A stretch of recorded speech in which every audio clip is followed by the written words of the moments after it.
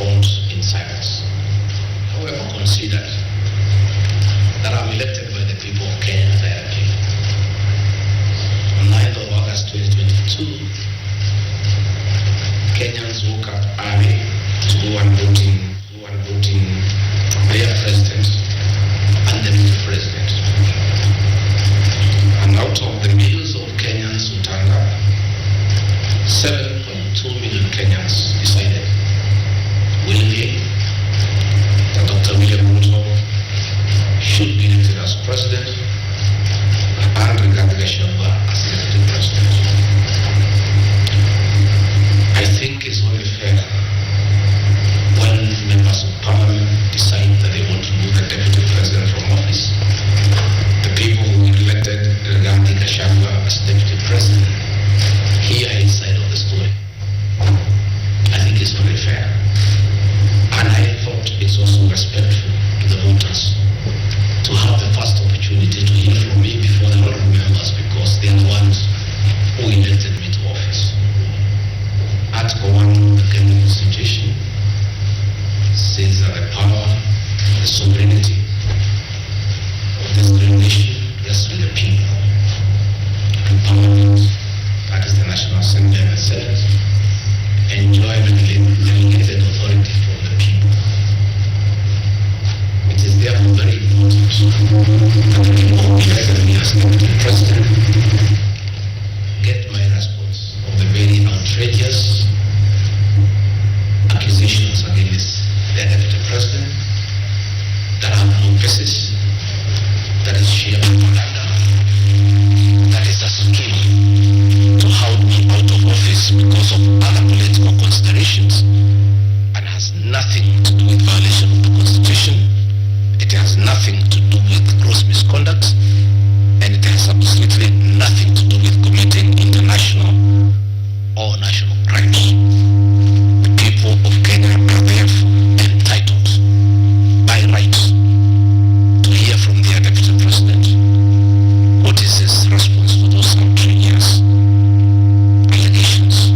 Again, an attempt to do a public participation in a very short exercise that was done.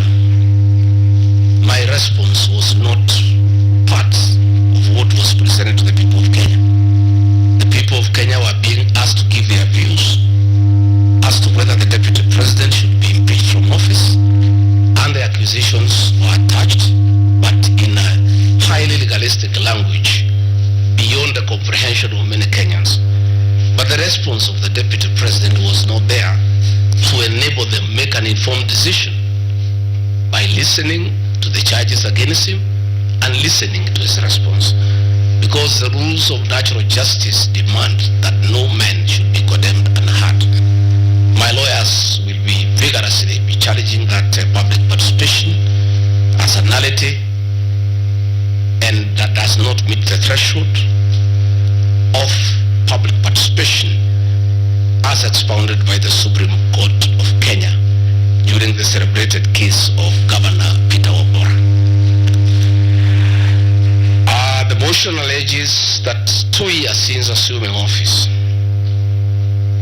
Gachagua'S has acquired property and wealth whose estimated value is 5.2 billion, despite his known income by way of employment is 24 million. This is extremely outrageous. Honorable Mutuse goes ahead to give properties that he alleges are owned by one Gachagua'S. I trust he was just given a document to sign. Had he taken some bit of time to do some research, he would not embarrass himself and the National Assembly. James Derito Gachagua'S was the governor of Nyeri and died in London on the 24th of February 2017, and yours truly, Gachagua'S, was by his bedside. Prior to his death, 3 or 4 weeks before, in privacy, he wrote his will appointed Rigathi Gachagua as an executor of that will, jointly with Mwai Madenge, his close-time buddy, who is a quantity surveyor, and celebrated lawyer Njoroge Regeru. The three of us were tasked to manage his estate. In the will, you'll be given a copy. He did put his properties and assets and cash and anything that he owned in his world. And among the things that he did put was the Olive Garden Hotel, Pipingo Beach Resort, the Queen's Gate apartment, and Langata high-rise flats. It is these four properties that the Honorable Mutuse alleges that Rigathi Gachagua has acquired them after becoming deputy president in 2022 when Rigathi Gachagua died in 2017. It is the most embarrassing allegation a member of parliament can table before the National Assembly.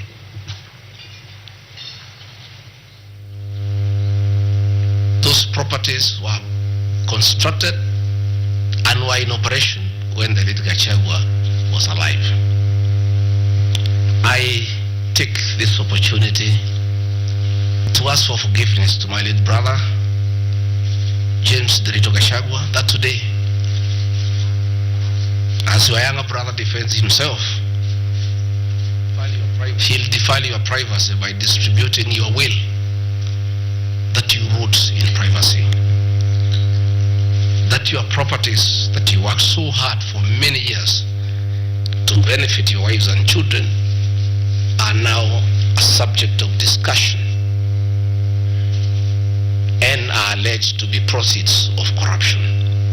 How unfair, well, can you be to a dead man?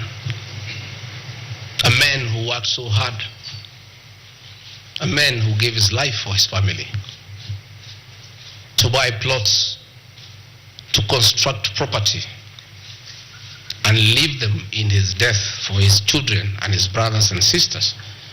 And then you go to the floor of the House and allege that those properties are production of corruption. My dear brother, rest in peace and forgive me for having joined politics. Because were it not for politics, you would not suffer this shame. Your children are crestfallen as they see their properties being splashed in newspapers as proceeds of crime. The Olive Garden Hotel that is alleged to have been bought by Rigathi Gachagua belongs to the estate of the late James Derito Gachagua. And in his will, he directed that we sell all his properties and divide the proceeds among his brothers, sisters, wives, and children. We, as the executors of his estate, and I want to pay tribute to lawyer Njoroge Regeru and Mwai Madenge for their commitment and sacrifice to the Gachagua family. Many executors who have been given properties to run by deceased people end up misusing them and depriving the beneficiaries. These two great men and myself, because my brother knew I'm an honest man and a fair person, and he knew his family would never suffer in my hands, we were able to sell Olive Garden Hotel at 412 million and distributed the proceeds to the beneficiaries as directed in his will. We registered his will in the High Court of Kenya and were given the probate. And my late brother, in his wisdom, left Rigathi Gachagua 5% of his wealth.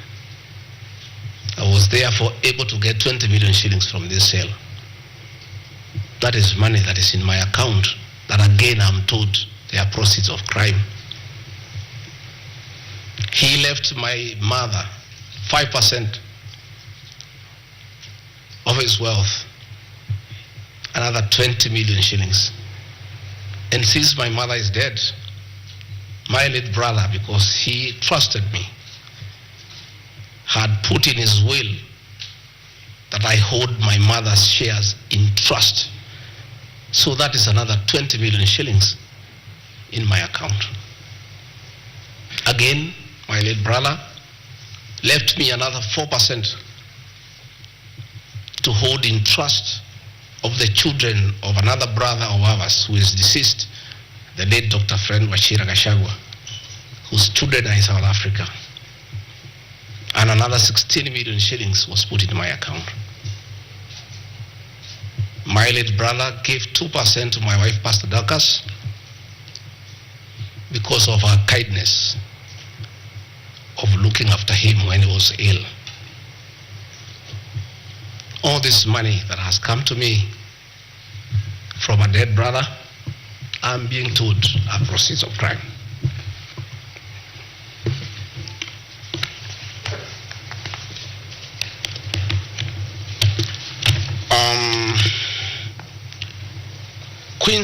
Queen's Gate Service Apartments, another property belonging to the late Gachagua, is another property that I'm told I've bought as when I'm deputy president. That is why I have 5.2 billion worth of money. And this property, again, we sold the Cooperative Bank of Kenya, the staff retirement benefits for nearly 600 million. And this money we utilized to pay his debts. And today, as the late Gachagua'S in heaven, he has no debt. Again, I want to thank my fellow executors, Jorogeregeru and Moimatenge, for what you have done for my brother. Vipingo Beach Resort in Kilifi was Gachagua'S holiday home, a beautiful palatial resort on 3.5 acres on the beach. I remember with nostalgia that he used to host us there every Christmas to enjoy ourselves. This property still belongs to the estate of the deceased because ourselves have a family. We want to retain it for sentimental value so that when we visit there, we remember him and his kindness. The Honorable Mutuse again goes to the National Assembly in a very emotional manner, quoting the Bible, says that this property has been bought corruptly by the Deputy President without knowing where the money has come from. I have seen some land, Ruguru Kiamariga, 1223 in Mathera East constituency. To start with, Ruguru Kiamariga is not in Mathera East constituency. It is in Mathera West constituency. In haste to dispose of the Deputy President because of political deceit and conmanship and betrayal, they could not even get it right where the land is situated. They were in such a haste to get rid of the Deputy President. The land is Ruguru/Kiamariga, 1223 in Mathera West constituency. It's a 2-acre piece of land. It's alleged it has a helipad. It's a lie. The land is 2 kilometers from my rural home. And I have planted napier grass for my dairy unit. I bought it at 3.5 million shillings. Again, proceeds from my dairy farm. I have a dairy farm with almost 150 cows. And I do make an income of almost 1.5 million shillings every month. I can surely afford to buy 2 acres of land I take this opportunity to thank my brothers from the Kalenjin community for that dairy farm. Anytime I've gone to the Rift Valley, in appreciation of the support I give President William Ruto, the Kalenjin community always gives me a cow or two. And within 2 years, I have the largest dairy farm in Madera constituency, courtesy of the Kalenjin people. I want to thank them for their kindness. I have seen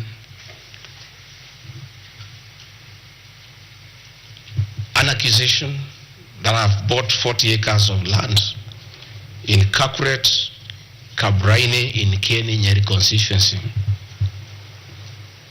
as the Deputy President of the Republic of Kenya. I saw the Honorable Gachagua'S, the MP for Kenya, signed the notice of motion to impeach me on the allegations, this one being among them.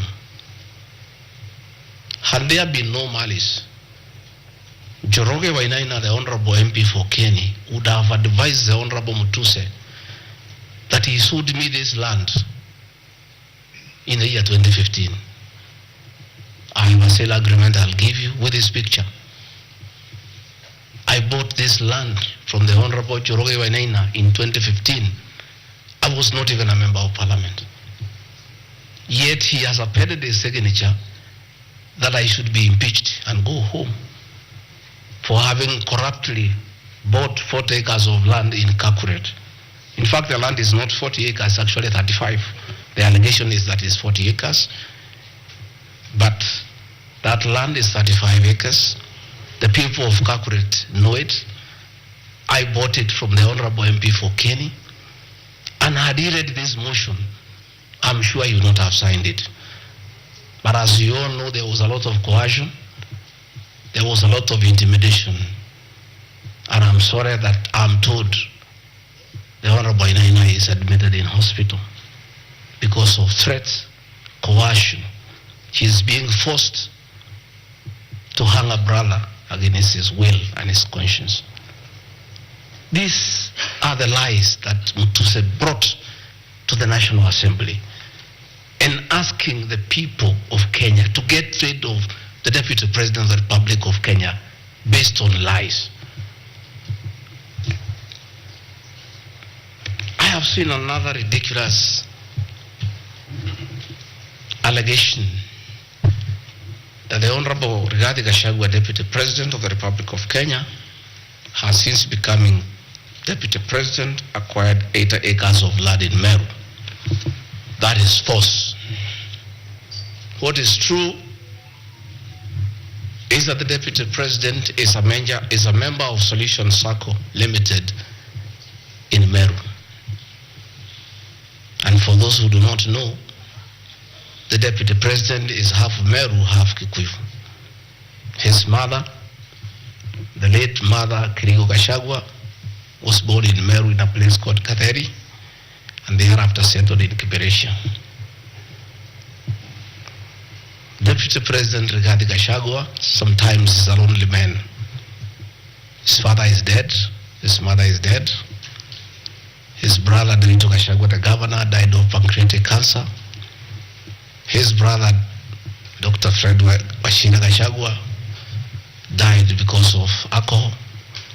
His other brother, Jackson Rieng, died because of alcohol. His sisters are married. So when he goes home, many times he's lonely. And he decided to look for some land in Meru where he can go and build a house and be among his relatives, his mother's relatives.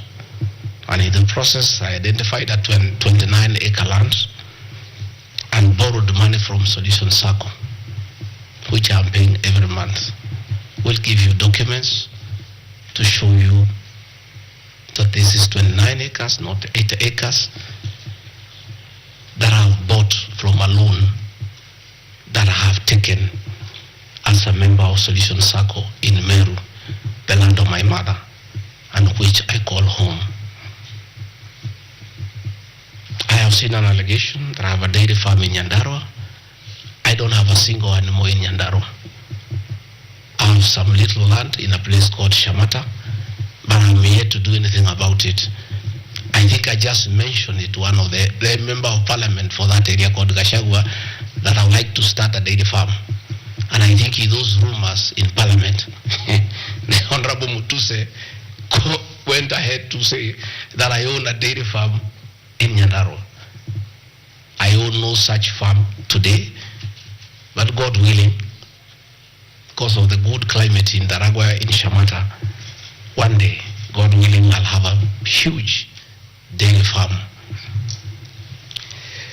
I have seen companies listed just to create an impression that Rigathi Gachagua is doing business. I want the people of Kenya to know that Rigathi Gachagua was a businessman before he became a politician. And he had a life. And that life is part of his history. So getting companies that were associated with him 15 years ago, 13 years ago, 10 years ago, and publishing them, it's just being mischievous. My life did not start as deputy president. I left university in 1989 and served the public for 15 years up to the year 2002. I left for the private sector for another 15 years. In those 15 years, I was a very astute businessman. And luckily for me, maybe of you who are not that lucky, it was during the Kibaki era when things were working. The economy was strong, business environment was right, and there was room to make money. And I made money that time. Those are old companies, and they are not trading. And when I became deputy president, a few companies that own properties, I transferred to my children, and I told them to continue doing business and not to do business with the government because I don't want conflict of interest. I want to confirm to the people of Kenya tonight that no company owned by my children has ever done business with the government, and I'm demanding for proof from the Honorable Mutuse or anybody else linking the Rigathi Gachagua family with business deals with the Kenya government. I agreed with my children that they do business with the private sector, do farming, and run the family business that I bequeathed them. These companies are all listed.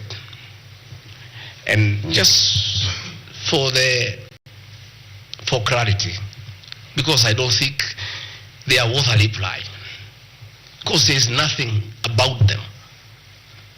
Regarding Gachagua Foundation, as a member of parliament, I was educating orphans, I was educating children of single mothers, I was educating children of PWDs, and their education needed to continue, and I don't have the benefit of CDF money. So I started that foundation, the Rigathi Gachagua Foundation, to continue doing the work of charity. I have seen my foundation here. The Honorable Mutuse has not said what crime the Deputy President has done by having a foundation that is non-profit making. For the purposes of clarity, I'll give you the bank statement for this foundation. I have only received a total of 12 million shillings from well-wishers, which have educated children, have educated students at Pwani University, and other venerable people. Gachagua'S Rigathi Gachagua Foundation is just an attempt to bring my family into mud. Every Kenyan knows the work Gachagua'S Rigathi has done in this country for the boy child. She has opened clinics for addicted children, and she gets a lot of money in her foundation. Since a decision was made that the government will not fund the office of the spouse of the deputy president, Kenyans of goodwill flock to her every day with cash donations, with material donations, for her to continue with a very good program she's doing of rehabilitating children in Kilifi, in Mombasa, in Nyandarua, in Laikipia, in Nairobi, and her work is well documented. I am yet to see from the mover of this motion what crime the Gachagua'S Foundation has done. There is no allegation, there is no evidence, there is nothing. Against the Gachagua'S Foundation, there is nothing.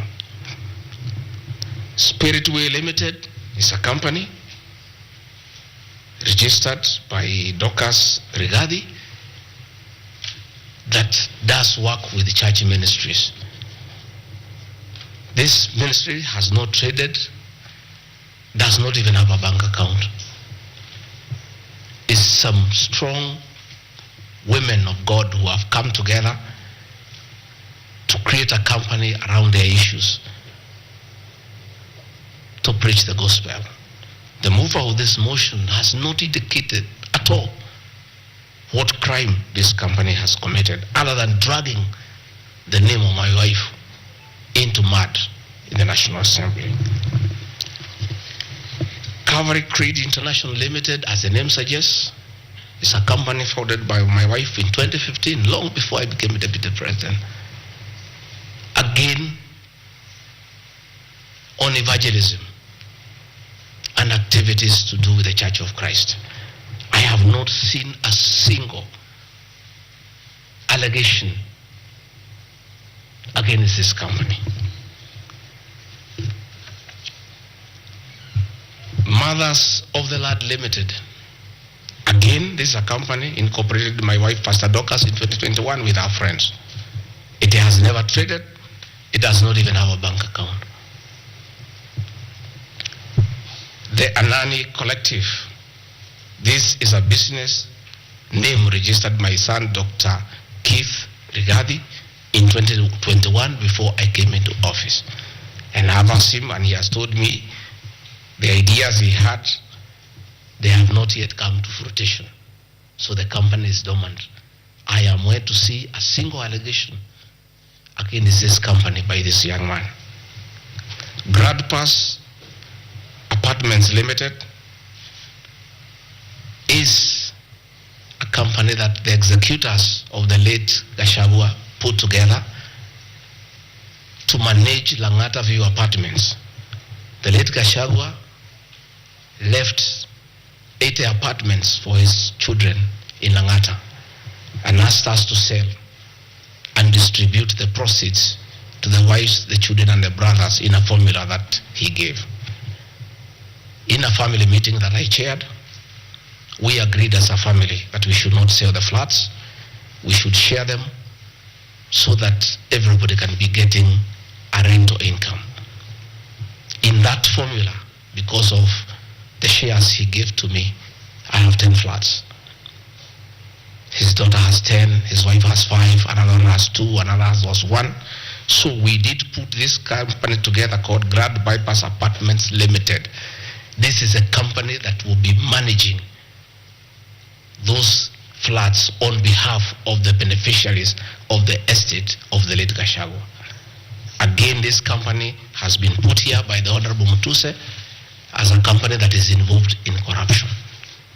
A company set to manage flats belonging to a dead good man who had foresight to think about the future of his children.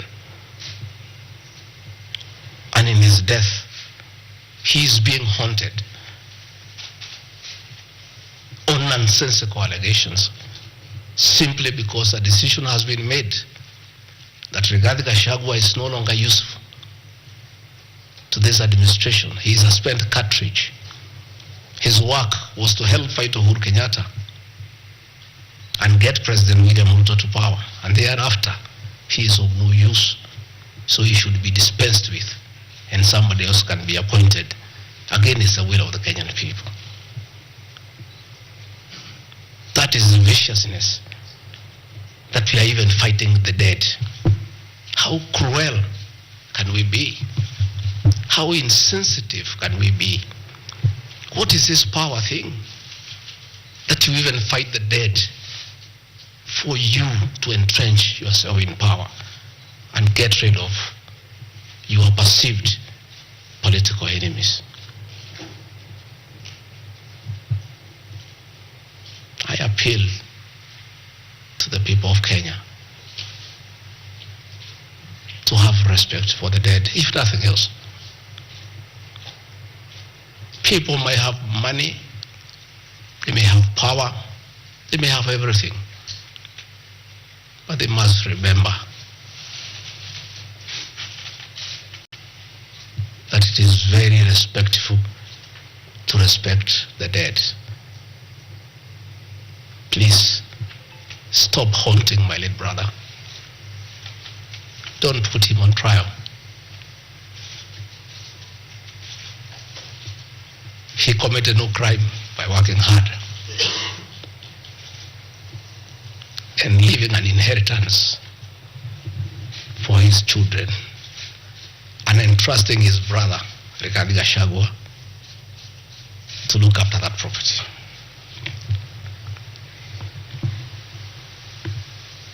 Fortis Viz Group Limited is a company incorporated in 2023 by my son Kevin and Dr. Keith. Again, some two very enterprising young men. This company has not even taken off. They are still figuring out what business they can do. And before they can even settle down, their father is under siege. So they have to come here every day to keep me company and find out what is not happening. This company has not even started. These are young people, children. Why do you want to destroy their future? By putting their names in the press with negativity because you want to destroy their father. These are innocent boys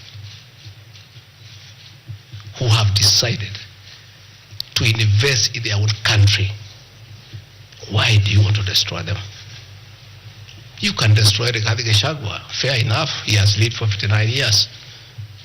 But these boys, hardly 30 years. Why do you want to destroy them? Pioneer Medical Company Group, I founded this company in the year 2008. It has not done business for the last 10 years. Why are you bringing it to Parliament? Rido Furniture Mart Limited, I founded this company with my wife, Pastor Dorcas, in the year 1999. We used to sell furniture at the roundabout at Bomas on your way to Rongai. And we built this company from scratch. And it's been in existence for years. And when we stopped trading with it, we put up apartments in Koroi, in Rongai, called Rido Plaza, that are managed by this company. We collect rent. We have, I think, 40, 50 flats there, and pay tax every month. What wrong has Rido Furniture Mart done? Rido Plaza was constructed in 2012, 10 years before Gachagua'S became deputy president. Even if you want to kill his men and make sure he's totally destroyed, why don't you pursue him for the 2 years he has been in office? Why do you want to go back 20 years before he became deputy president, and criminalize his enterprise and his hard work? Biovet Kenya Limited is a company, again, I founded in 2009. Many years before I even went to Parliament. It has not done business for the last 15 years. Not a single shred of evidence that this company has done wrong. It's not there. Murani Manufacturers Limited. It's a company that is founded by a character from our village, and sold some shares to my wife and my children and interested them in manufacturing feeds for pigs and for chicken. It never even took off. This company has never traded in government. It has not done any business. It is actually dormant. I'm told the account has only 132,000 shillings. And you want to say the Deputy President of the Republic of Kenya, man elected by 7.2 million Kenya shillings, because his wife and children have some shares in a company that has 132,000 shillings. Surely. Delta Merchants Limited is a company I founded in 2009 during the Kibaki era. It has not done business for 15 years. We demand that you see what this company has done. Wamunyoro Investments Limited is a company named after my village in Wamunyoro, which I founded in the year 2001 as a construction company. This company owns a lot of property that I bought in those years when the economy of this country was on sound footing. Since I became Deputy President, we ceased all activities of this company. It has not done a single transaction with anybody. The company is dormant, but it owns property. Those properties were bought and acquired long before I became Deputy President.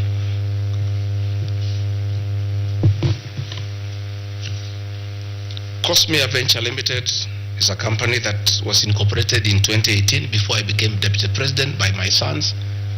They do what you call bulk SMS. I used to give them work when I was Member of Parliament to send messages to my constituents. I think they were charging me 30 cents per SMS. Some young, enterprising young people. Company 2018, it doesn't do business with government. It is not accused of any wrongdoing by anybody, anywhere. It's just putting the name there. Royal Crimson Ventures Limited, again incorporated in 2018 by my children to do their little business. No allegation of any wrongdoing has been annexed to the motion. Kurito Properties Limited, again this is a company that me and the co-executors put together for the purposes of managing the Vipingo Hotel. No details of any acquisition, any wrongdoing, nothing. Crystal Kenya Limited, this company I founded in 2009. And when I became Deputy President, I gave out my shares to my children, and myself and my wife, we got out and asked them to continue doing business. My two children, like their father, are very enterprising.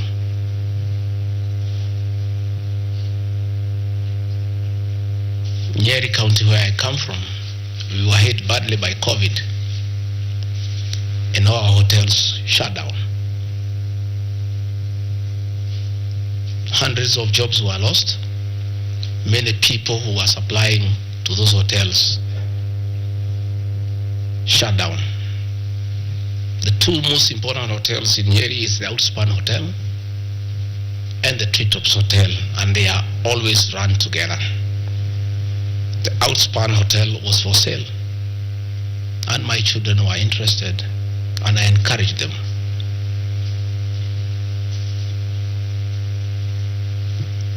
Treetops Hotel cannot be sold. It belongs to KUTVNEWS.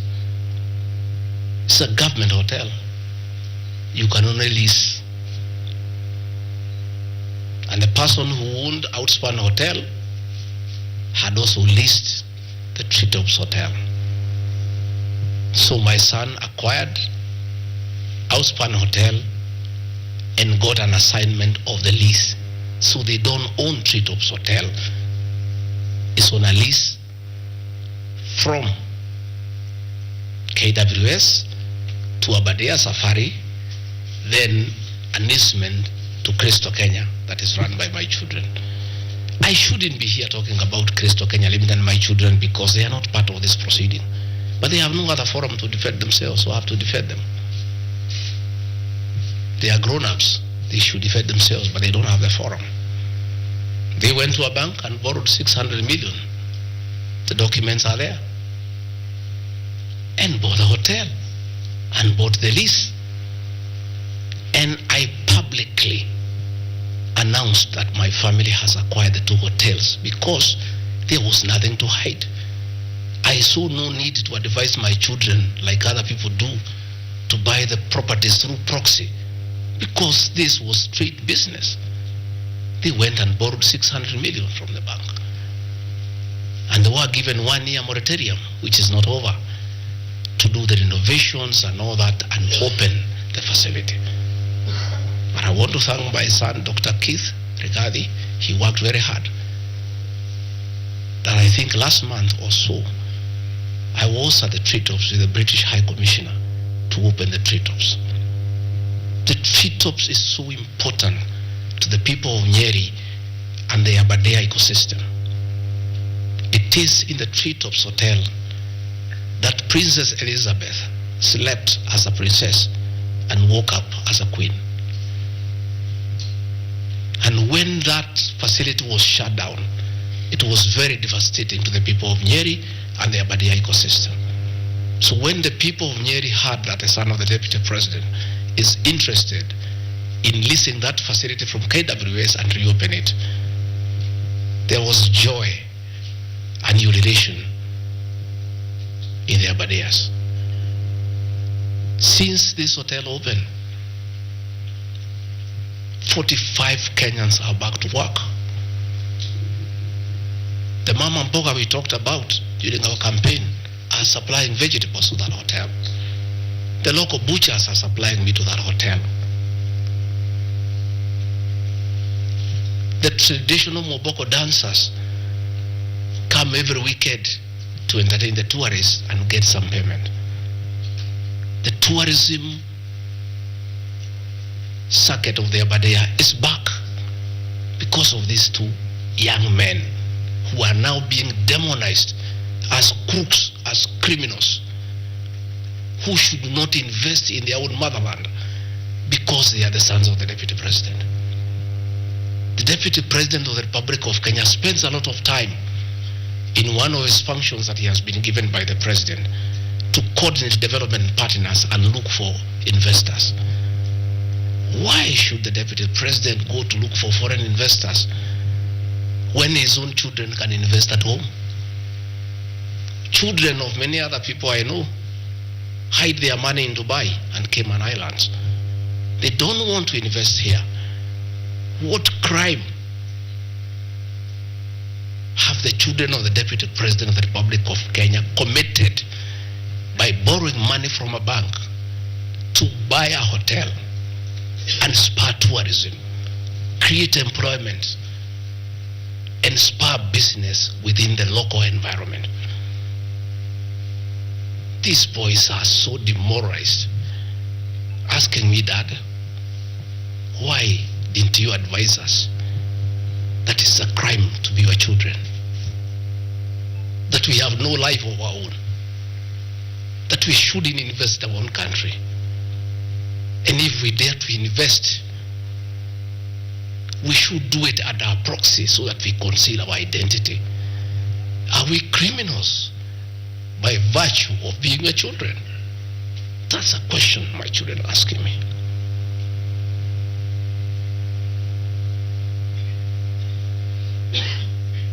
What crime can children of Kenya commit to borrow money from a bank and start an enterprise and employ people and spur tourism? How unfair can a country be to its young population to condemn them for being enterprising? I'm being told by the National Assembly that I need to be impeached from office because my children have dared to borrow money, buy property in their name and invest in their own country. And for that, their father should be sent home. I want to conclude by Karadi Farm Limited. This is a farm I founded in 2001 with my wife, Pastor Dorcas.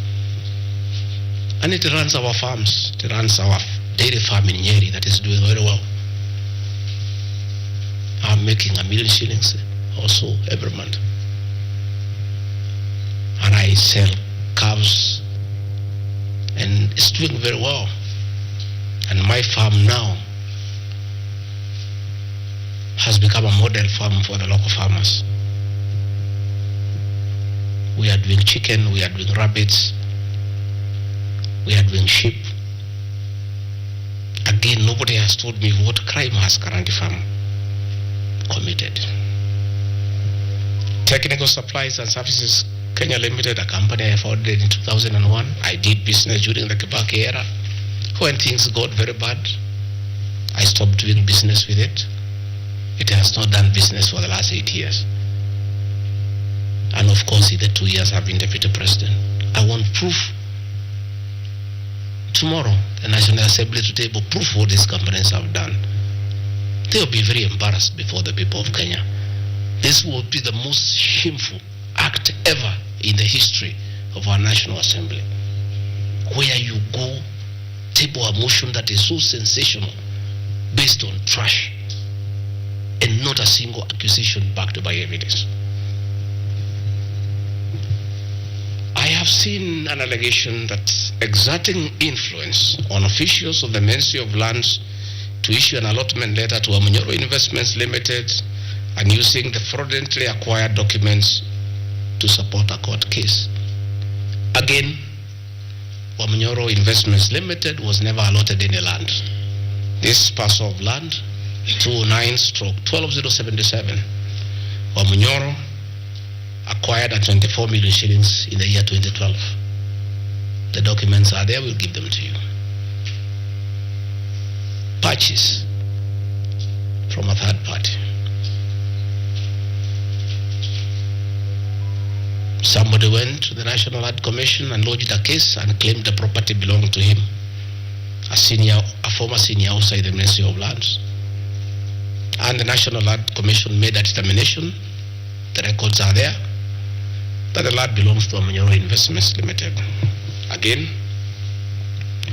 he went to the High Court in the year 2022. I was not deputy president. I made my witness statement before I became deputy president. I supplied all documents before I became deputy president. I did not file any evidence as deputy president. And the matter was concluded. And the High Court issued a judgment. We'll give you the judgment that the land belongs to Wamunyoro Investments Limited. I am told that they have appealed the judgment. I invite the Honorable Mutuse to apply to be co-joined in the appeal, and then he can argue his case.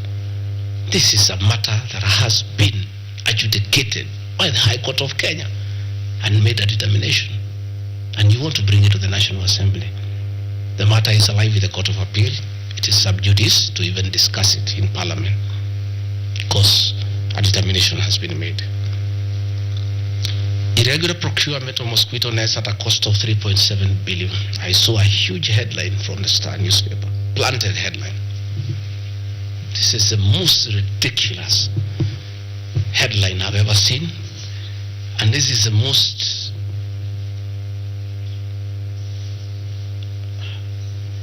I lack a proper one, and I don't want to speak in Kikuyu.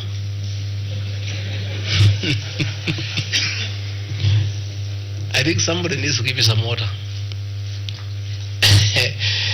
What I'm looking for.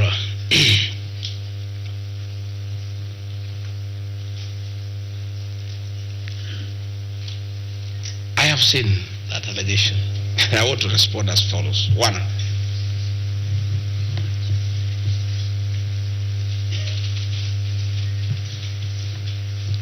there is Andrew Murwa, he has sworn an affidavit with the false allegations. And And he had better be very careful, because he has made a statement on oath. In the affidavit, he says that Deputy President was involved in KEMSA 3.7 billion irregular procurement of malaria nets, either directly or through proxies. Further,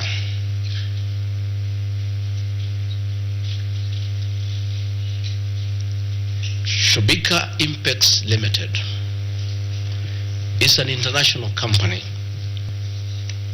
the fourth largest manufacturer of mosquito nets in the world. It has done many tenders with KEMSA, with the Global Fund, countries in Africa, in Asia. And there was a tender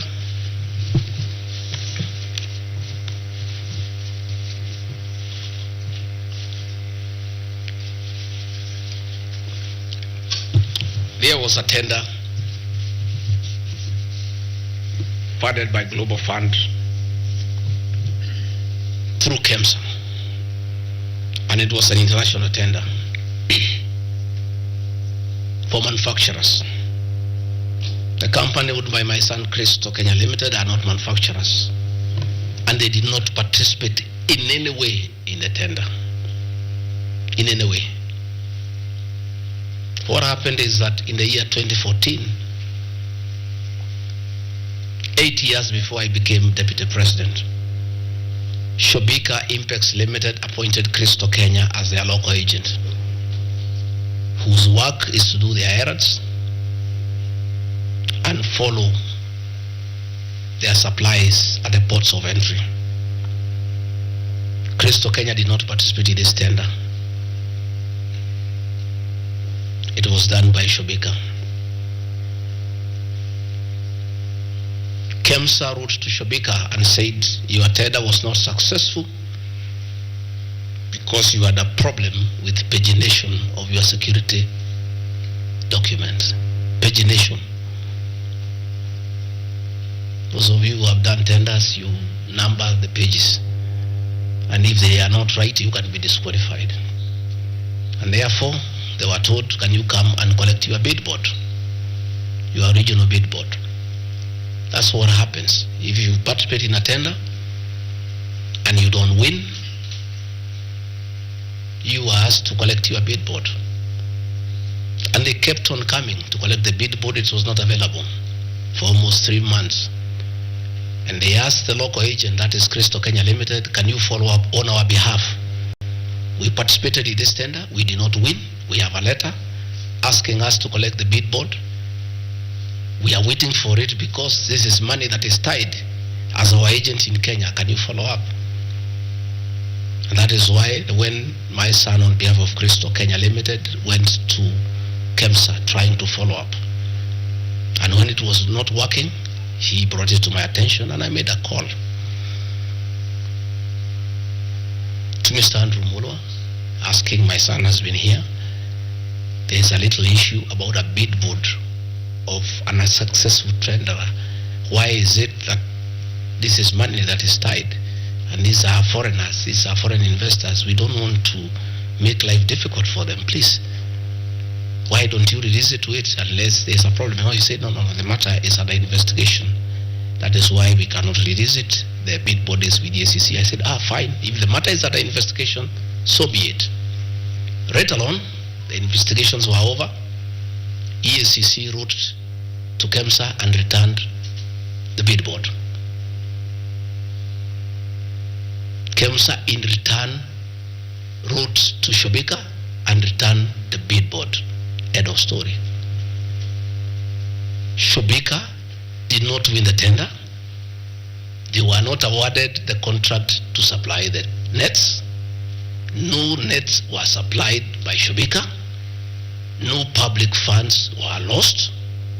And we are told by Deputy President asking why a bid board to a tenderer who has failed to win cannot be returned. He endangered the lives of the people of Kenya. That is how absurd the allegation is. There is no evidence that the company with my son participated in the tender. They did not participate. There is no evidence that the deputy president interfered with the tender. The only crime is that urging so that we don't frustrate foreign investors. If they were not successful, why are you keeping their tender security? You need to give it to them. And it was a lot of money. I think it was 500 million or something like that. So I want to say this is a very ridiculous, and I take great exception to the headline by the Star. Please, we'll give you the documents. Tell us, where was the deputy president involved in a tender? This is a tender that never was.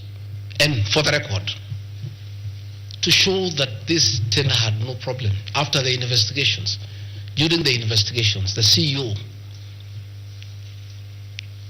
Terry Ramathani, was suspended to allow investigations as it should be. And Mulwa became the CEO. Mulwa was not there during the tendering. He came after the tender had been annulled. And he was dealing with the aftermath of the annulment of the tender, that is returning the bid boards, sending document to ACC.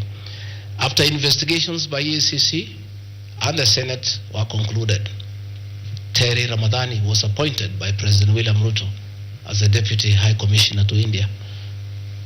That tells you, because when those appointments are made, the head of public service writes to ACC, DCI on issues of integrity.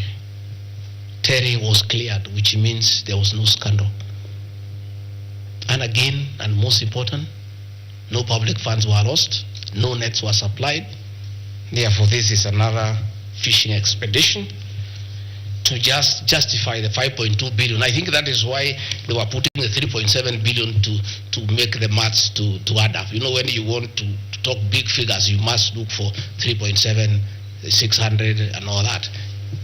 Even all these things I've read here, if you take your phones, we are nowhere even, we have not reached 2 billion. Because Olive Garden 400 million, Queensgate Apartment 600 million, Outspan and Treetop 600. So these are just figures that were being put to the people of Kenya so that they can see us into bad light. Unnecessary and expensive renovation at the official residence in Karen and Mombasa. How Mutusen knew it's unnecessary, I don't know. He has never been here. You guys were here before.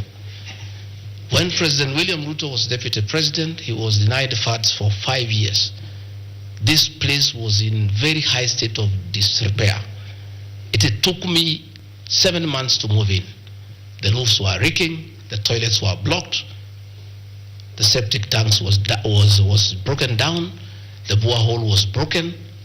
There was nothing. Parliament, in its own wisdom, allocated funds for the renovation of this residence.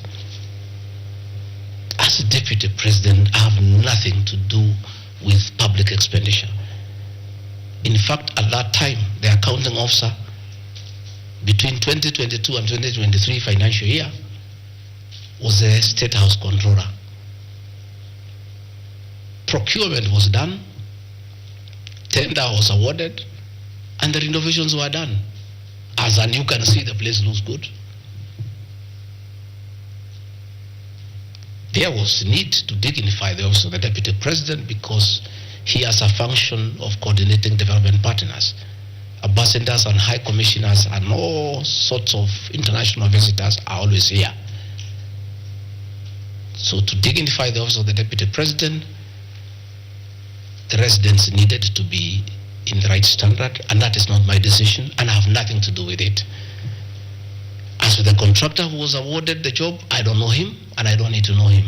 I have no business. Where he transferred his money, I would not know. I have no access to his account. Whether he is related to me, the answer is no. I don't know him. And for the record, I don't wish to know him because it's not necessary.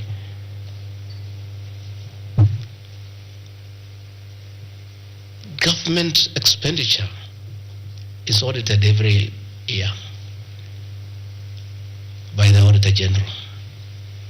Since this office was under the executive of the Deputy President for that financial year, the Auditor General did her inspection and gave us a clean bill of health.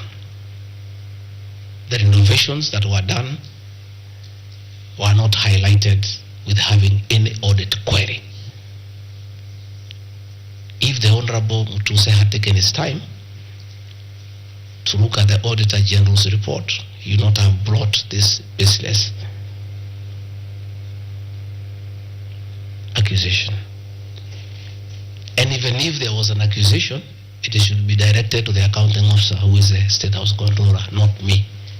I don't deal with procurement. I don't deal with financial management. I don't deal with anything to do with public finances. But since the matter has been raised, I have to answer to it. I have looked at the Auditor General's report, clean.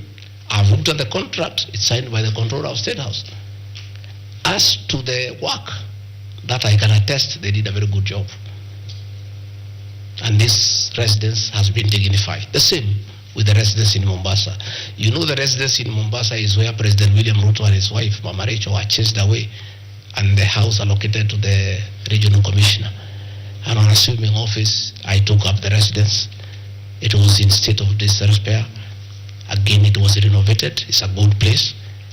And I normally go there when I go to Mombasa. And it makes a lot of sense, because before the renovation of that residence, anytime I went to Mombasa, I normally have a huge delegation of security people, hospitality, and all that goes with the office, not leading me. The bills were very expensive. It makes a lot of sense to have an official residence for the Deputy President in Mombasa, so that when he is there, you cut down on public expenditure.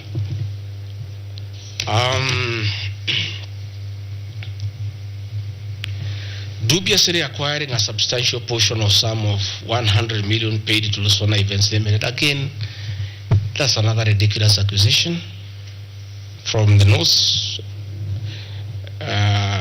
This is people who give services here for events. We have many meetings. You have come here for IBEC. There are tents put up here to the required standard. We have meetings here for development partners. This is a very busy residence. Most of you have been here. Again, I don't get involved in procurement. That is the work of the accounting officer and his team in public finance management. As to the person who does that work, I don't know he or she, and I have no business knowing who does the work. Those are things that are not in my purview. Again, the ridiculous accusations that money came to me, one would have to demonstrate how it came to me. Was it brought to me through my account, through cash? Who was there? What is the evidence? Again, it is just trying to throw mud at me. And I want to say that that accusation is baseless, and we believe, we want to see the mover of the motion coming up with tangible evidence. Again, these accusations lack particularities and specifics. They are just generalized accusations. Again, we'll be challenging that again in court, because there is a ruling that grounds of impeachment must be well grounded and must be particularized and specific. This is just an allegation. Where is the nexus between the supplier of events to this residence and the Deputy President, Gachagua'S? There is no nexus. I don't know the person. I don't know the company. I'm not involved in the procurement. I don't even know how it is procured. All I do is I want events, and they are arranged, and I take part in those events. Those accusations of funds utilizing the Deputy President, in the office of the Deputy President, coming for my personal benefit, are ridiculous, unfounded, and totally malicious, and there is no evidence whatsoever And I want you people, the press, to also have these people to give you the evidence. Don't just write headlines. Ask, where is the evidence? Where are the particulars? You know, you don't just allege, oh, this particular supplier, this money went to the deputy president. Yes, fine, that is good. How? How did it go to the deputy president? You must explain.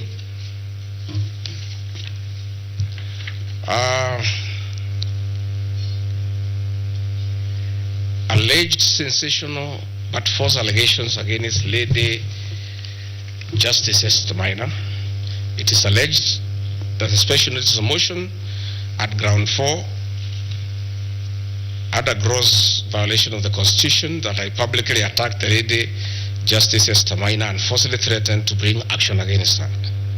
I did not threaten to bring any action against Justice Maina. I did bring action against her. I was just informing the public because I'm a public officer and I have freedom of speech. I have filed petition before the Judicial Service Commission against Justice Esther Maina in issues I felt I did not get proper justice. So I did not threaten her. I did what the law says. If you are not happy with the conduct of a judge, you file a petition before the Judicial Service Commission, which I have done. Again, I don't want to delve before the matters because it is against sub judice. But that I have done, so I cannot be threatened. I cannot be said to threaten her. And again, I have a right as a leader, as a Kenyan, to say what I'm doing. And I did say publicly that I will bring a petition against her, and I have done it. And the evidence is there. You see it. We have filed a petition, and we are waiting for it to be concluded.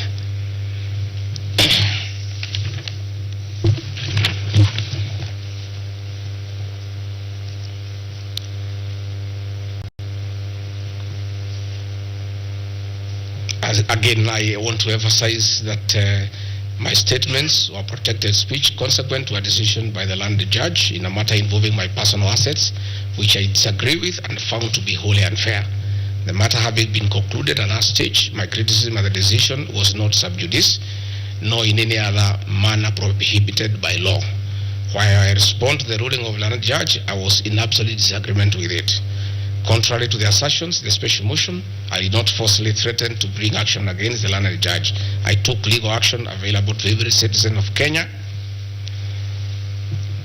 under Article 168(2) of the Constitution, which allows any person to petition the Judicial Service Commission for the removal of any judge, and filed a legal complaint before the Judicial Service Commission in March 2024. Complaint being live before the JSC, discussion of the conduct of the land judge in the said matter here would be sub judice. Diverting materials meant for construction of Kilifi Malindi Highway to tarmac a private load to Vipingo Beach Resort. Again, I say Vipingo Beach Resort belongs to the estate of the late Governor Gachagua. The facts are as follows. King Charles III visited Kenya between 30th October 2023 and 3rd November 2024. During his state visit, one of the designated places where King Charles III was to visit was Kuritu Marine Conservancy, which shares a road with the Vipingo Beach Resort. And it's a public load, by the way, it's not a private load. I have annexed a copy of the program of the state visit to Kenya by King Charles III, marked RG, which at page 13 on items 63 and 64 shows his departure and arrival at Kuritu Marine Conservancy. As I was walking around, I slept there, I think 2-3 weeks before the arrival of the king. And as you all know, I walk every morning. And as I walked on that road, I found there was a lot of activity and tarmac was going on. I was very happy and I asked what was happening. And I was told that the king himself, the third, will be coming.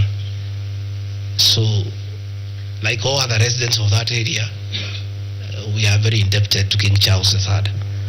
That this was done very speedily. Regarding Gachagua never called anybody to do this road. In fact, I am informed that this road is donor funded, the one to Kilifi, and there is a component of corporate social responsibility. And I have learned, after I have inquired, that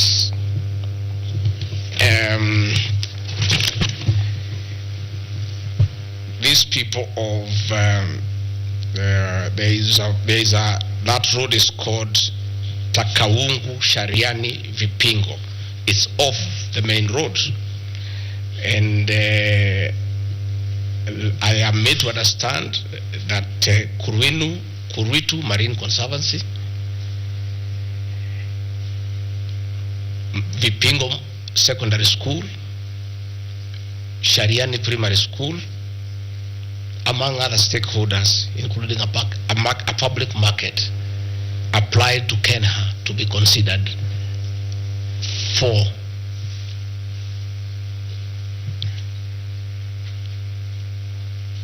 corporate social responsibility. And I think the issue of the king hastened that request. And that's why I said we are grateful to the king. Again, I invite evidence to show that I influenced that road. In any case, I would like to know the member of parliament for that area, how he will vote in this motion. He should be a very happy man. If Deputy President Gachagua'S occasioned a tarmac road to be done in his constituency, he should vote for me. But I didn't. And when I went there, that Shariani market, people are very happy with that road, because I walk there in the morning when I sleep there. People are very happy with that road. The secondary school there, the boys and girls are very happy. The primary schools are there. And again, contrary to the assertion by the Honorable Mutuse, it's not a private road, it's a public road. And it is serving many people, a primary school, a secondary school, a market, and a whole community, including the family of the estate of the late Governor Gachagua'S. We are just beneficiaries of good deeds by our government that were hastened by the arrival of His Majesty the King III. Undermining the President and the Cabinet by allegedly making contradictory public statements from the position taken by Cabinet regarding the evacuation of the people residing along Nairobi River. To start with, for the record, President William Ruto has never complained to me that I have undermined him. If he has told that to Honorable Mutuse, I would like to know that he has complained to Honorable Mutuse that his deputy has undermined him. Article 147 of the Constitution provides the Deputy President shall be the principal assistant to the President and shall deputize for the President in the execution of the President's functions. Article 28, which states that every person has inherent dignity and the right to have that dignity respected and protected. Article 29C, which states that every person has the right to freedom and security of the person, which includes the right not to be subjected to any form of violence from either public or private sources. Section 152G1 of the Land Act, which states that notwithstanding any provisions to the contrary in this act or in any other written law, all eviction shall be carried out in strict accordance with the following procedures. A, be preceded by proper identification of those taking part in eviction or demolitions. B, be preceded by the presentation of the formal authorizations for the action. C, where groups of people are involved, government officials or their representatives to be present during an eviction. D, to be carried out in a manner which respects the dignity, right to life and security of those affected. Include special measures to ensure effective protection to groups and people who are vulnerable, such as women, children and elderly and persons with disabilities. F, include special measures to ensure that there is no arbitrary deprivation of property or possessions as a result of the eviction. G, include mechanisms to protect property and possessions left behind involuntarily from destruction. H, respect the principles of necessity and proportionality during the use of force and give the affected person the first priority to demolish and salvage their property. Critically, our Constitution provides at Section 147(2) that first, the Deputy President shall perform the functions conferred by these constitutions and any other functions of the President as the President may assign. Pursuant to Article 3 of the Constitution, I, as well as every citizen of Kenya and state of public officers, have the obligation to respect, uphold, and defend the Constitution in performing any of my functions. The national values and principles of governance contained in Article 10 of the Constitution by those state organs, public officers, and all persons, including myself as the Deputy President, wherever we make or implement public policy decisions. In relation to this matter, these national values and principles include the rule of law, democracy, and participation of the people, human dignity, equity, social justice, inclusiveness, equality, human rights, non-discrimination, and protection of the marginalized. Adherence to these principles became extremely important when we, as state officers, are contemplating legal evacuation of citizens with a duty to avoid inhuman forced evictions that would be contrary to our Constitution and international law. While campaigning with the President, and subsequently when I was sworn in as Deputy President, you can remember, I promised as a key pillar to the Kenya Kwanza government that there will be no forced and unlawful evictions, and that all evictions shall be human and entail legal compensation. You remember my inauguration speech. I said never again shall this administration carry out inhuman evictions in a brutal manner as was done in the previous administration. I and my office, the Deputy President, have undertaken extensive engagement with all parties in regard to the cabinet decision on eviction, which I fully support, including the Nairobi River, which is an entity under the ODP and County Government of Nairobi. Adherence to these principles become extremely important when we as state officers are contemplating legal evacuation of citizens with a duty to avoid inhuman forced evictions that would be contrary to our Constitution and international law. Guideline number 6 of the United Nations General Assembly, guidelines for the implementation of the rights to adequate housing, prohibits forced evictions, and the state should ensure that any eviction under domestic law are fully compliant with international law. The guidelines further require meaningful engagement with communities to ensure that the rights of residents are implemented cooperatively without the need for eviction procedures or police enforcement. I have supported the implementation of cabinet directives on the eviction, safe for the fact that on being informed that each person residing at the Nairobi River was being evicted and paid only 10,000 shillings, which I and many other Kenyans felt inadequate compensation for eviction.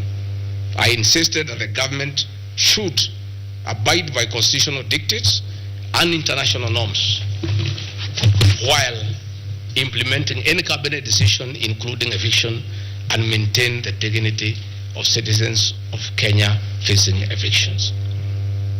My statements did not and cannot be construed to undermining the President, because the President, like me, sought to defend the very Constitution. I hope I'm very clear. Am I clear? I cannot, I will not oversee, supervise forced, brutal eviction against the people of Kenya. That I will not, and I can't. President William Ruto and I on the campaign trail gave a solemn undertaking to the people of Kenya that under our administration that will never happen. So when I was asked to oversee brutal, inhuman eviction against innocent people without notice, without compensation, without due regard to what the Constitution says, I found it very, very difficult, and I rescued myself and allowed the CS for Interior, the Head of Public Service, the PS for Internal Security to proceed. If that is the reason why Rigathi Gachagua should be impeached as Deputy President of the Republic of Kenya and sent home for refusing to undermine the Constitution, for saying no to brutal and inhuman eviction of poor Kenyans. Let it be. Undermining devolution by allegedly holding a meeting in Nairobi. Good people. I'm sure you are as embarrassed as I am. That a deputy president holding a public meeting to talk to the people of Kenya is undermining devolution. To start with, Deputy President Rigathi Gachagua, in the duties spelled out by the President under Executive Order number 1 of 2023, he has the duties to coordinate intergovernmental relations. I work with the governors. This is the home of devolution. I hold meetings with the governors every day. I chair IBEC. I cannot be accused. And I need evidence tabled that I undermined devolution. The motion alleges that on 29 September 2024, I unlawfully interfered with the running of the Nairobi City Council government by holding a public rally where I allegedly incited citizens against law directives of the county government on planning and relocation of markets. This is my response. It is not true that I incited citizens against the law directives of the county government as alleged. I wish to clarify and point out that when I held the public rally, I merely requested the governor of Nairobi County to speak and listen to grievances which were being raised by the market traders. Videos will be produced tomorrow in the National Assembly. I, Rigathi Gachagua, asking Governor Sakaja to take time to listen to the people and listen to their grievances. The traders had sought me out to intervene and request the governor on their behalf to dialogue with them and seek a solution to their grievances with regard to the relocation of markets. Had the governor listened to these traders, they would have had no business coming looking for me. All I was saying is listen to the people. Before you relocate them, have public participation. Most of those traders have lived in Wakulima market for 40 years. They wanted to discuss with the governor what happens to us, what happens to our customers, what happens to the distances that we cover, what about the extra cost of going to the new relocation. And I think the traders were right. Requesting a meeting with an elected leader is their right. And when they requested me to go and meet them, because they were desperate and they needed somebody to hear to them, I did go and speak to them. Again, this motion alleges that on 20 September 2024, I unlawfully interfered with the running of the Nairobi City Council by inciting citizens against law directives of the county government. The leadership of Nairobi business traders approached me sometime in March 2024 at my official residence to discuss multiple issues affecting business and requested engagement in the solution and intervention on these issues adverse to business. Consequent to this meeting, I directed that short, medium and long-term strategies be undertaken, coordinated by the Office of the Deputy President, to address the issues raised that are cross-cutting with the agencies including KRA, Kenya Post Authority, Counterfeit Authority, Kenya Bureau of Standards, the National Police Service, Kenya Corporate Board, given that devolution is under the Office of the Deputy President. I was just doing my work. On 11th April 2024, the Small Traders and Government Agencies Technical Committee, coordinated by my office, held a meeting to discuss issues raised by the small traders, including Udhuru Market, attended by ODP staff in a supportive role in keeping with the draft framework of cooperation and engagement between government, Nairobi City County, and the Nairobi business traders. Subsequent to that meeting, a meeting on 24th April 2024 between Nairobi City Council and the Nairobi small traders and numerous others, the ODP on 22nd July 2024 invited His Excellency Johnson Sakaja, among other state officers, to a meeting at ODP officers scheduled for 22nd July 2024 to review the draft framework of the cooperation and engagement between the small traders and the government of Kenya. On 3rd September 2024, the ODP wrote to Governor Johnson Sakaja and all other stakeholders, submitting a final combined draft of the framework for review and feedback. After all the engagement between all the parties and the draft framework, Governor Sakaja decided to arbitrarily proceed with the relocation of Muthurwa Market.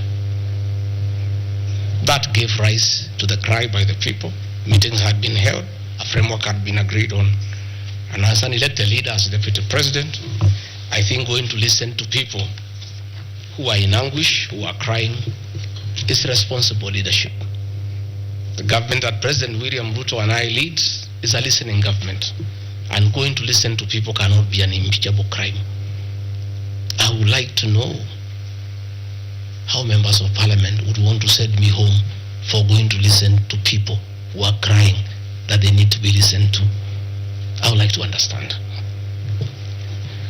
Undermining devolution by allegedly holding meetings to fight alcohol.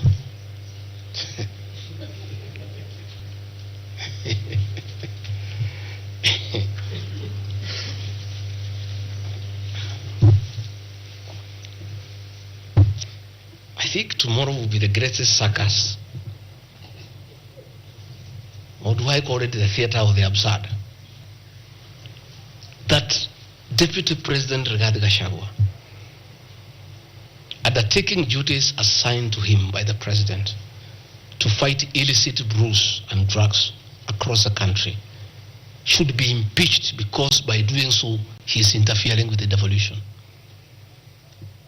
I held meetings in Nyeri, attended by Governor Kahiga, Governor Waiguru, Governor Irogo Kangata, Governor Wamatangi, Governor Kiari Badilisha.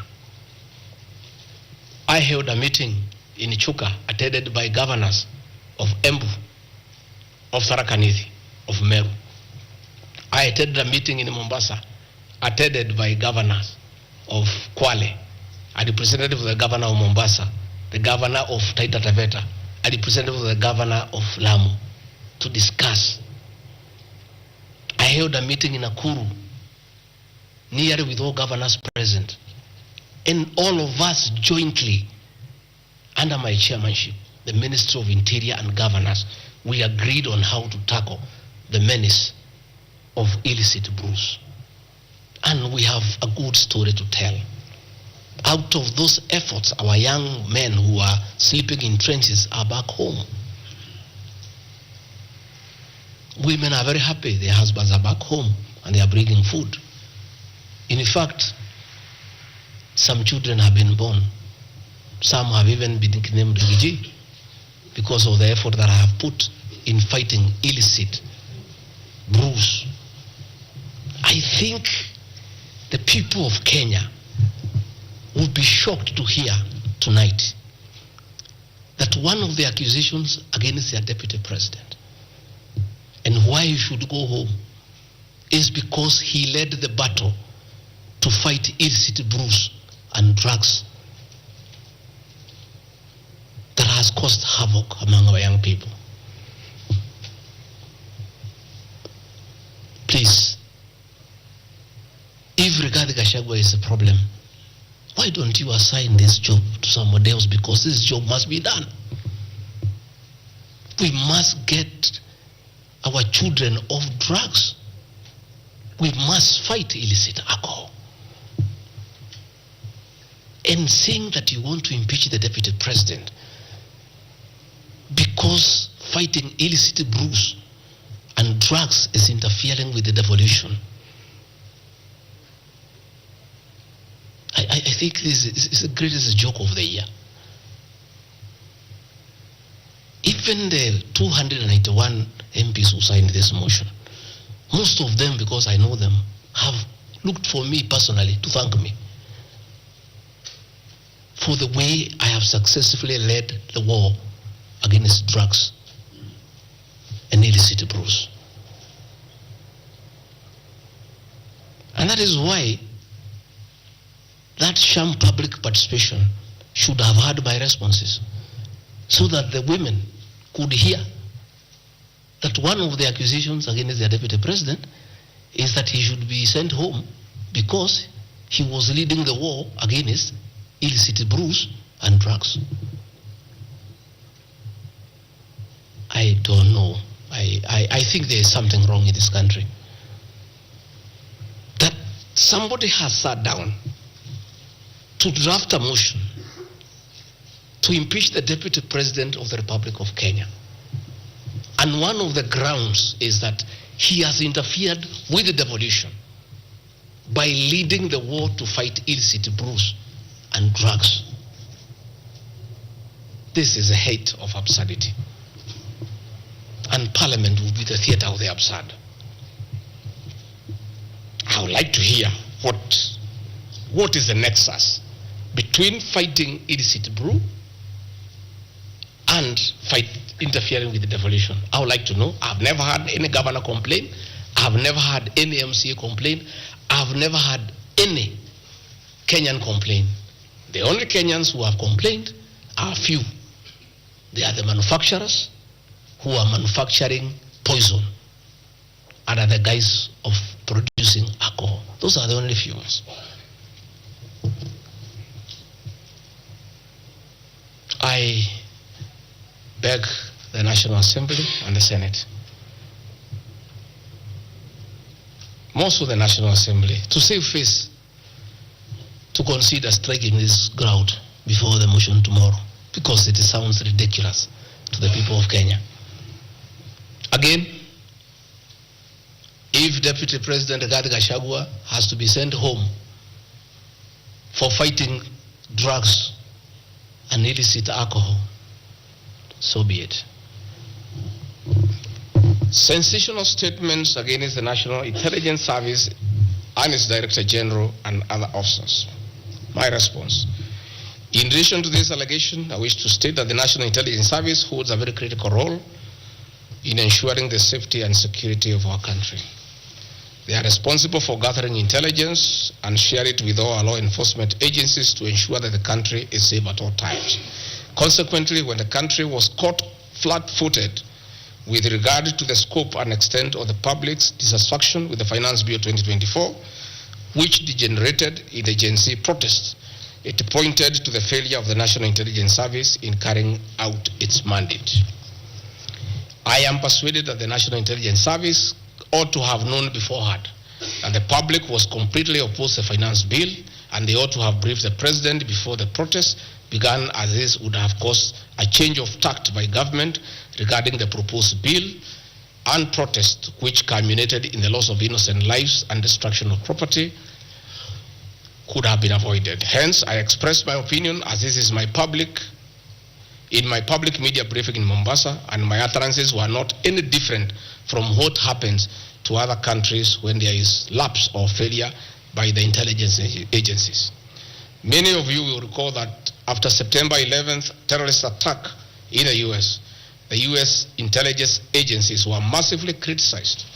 An inquiry was even opened to investigate why the intelligence agency was not able to detect and thwart the terror attack. Under the Constitution of Kenya, the government agencies are supposed to be accountable to the Kenyan people, including the National Intelligence Service, and calling them out when there is a dereliction of duty does not amount to undermining them. In any case, the Director General of NIS is not above the law. He is a public officer. Just like the President, the Deputy President, Cabinet Ministers, he too is subject to criticism like any other public officer. In fact, I'll have videos. President William Ruto, as Deputy President, at one time criticized the then Director General of the National Intelligence Service. In another video, he heavily criticized the then Inspector General of Police for underperformance. I have learned from my boss how this job is done. It's clear. It's done. I mean, nobody, the President is criticized daily. The Deputy President is criticized daily. And we take no offense. The Director General of the National Intelligence Service is not above the law. He is a public officer. He is accountable to the people of Kenya. And when one feels he has underperformed, he'll be called out. Because that is the nature of the Kenyan state. And this I learned from my boss when he was deputy president. Again, there was an issue that the president and I committed ourselves publicly that never again in our administration shall ever we allow abductions and extrajudicial killings. Despite the police keeping on misleading the president to say that there are no abductions, you all know, you have evidence on video that they have happened. And that is what I commented, and I said it is wrong.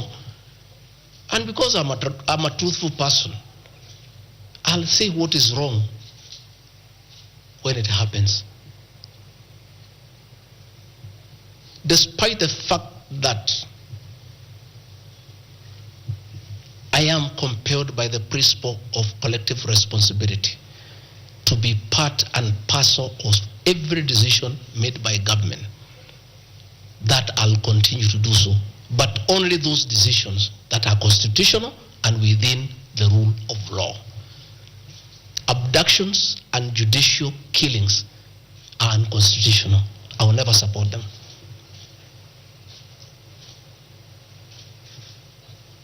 President William Ruto has been criticized left, right, and center. I have not seen him take anybody to court for criticizing him.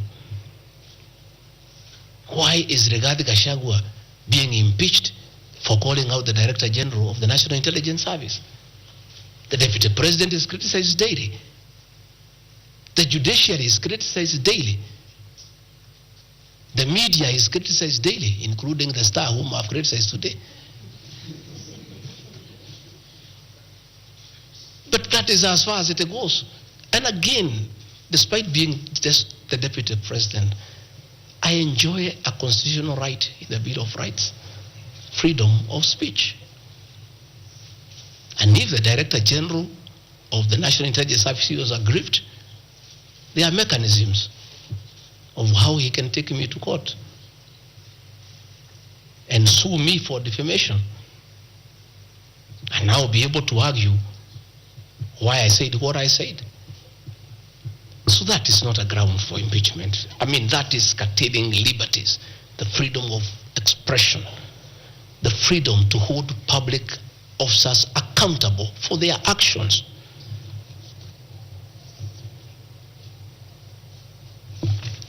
And I want to say finally,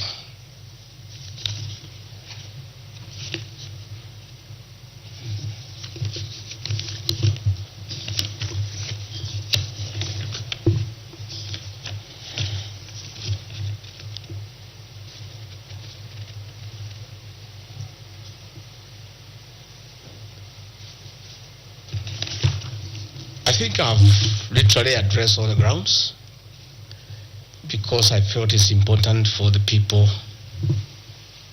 of Kenya to know the allegations against the Deputy President and his responses. And as you have heard, though you are not judges and you are not advocates, there is nothing here that violates the Constitution. There is no gross misconduct. There is no crime that has been committed.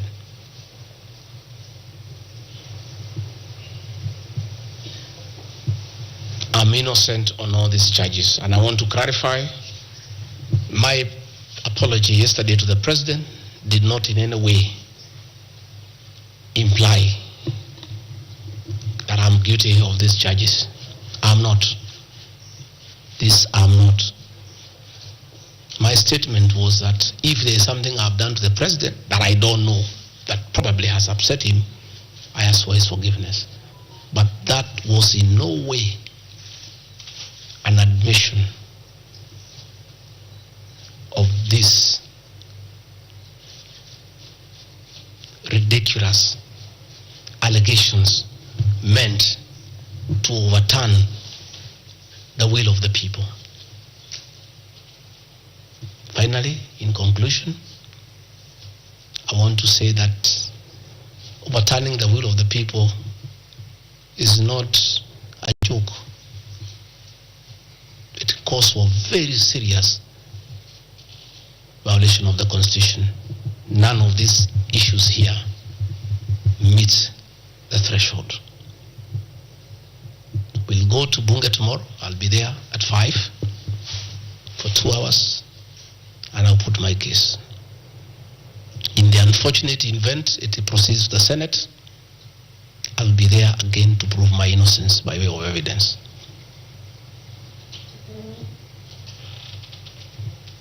When I called this press conference, there was a lot of speculation that Gachagua wants to resign.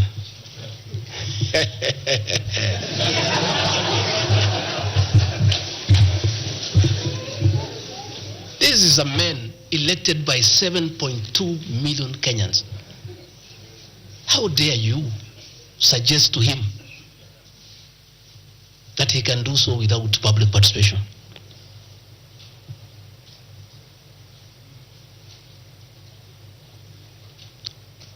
I have no intention whatsoever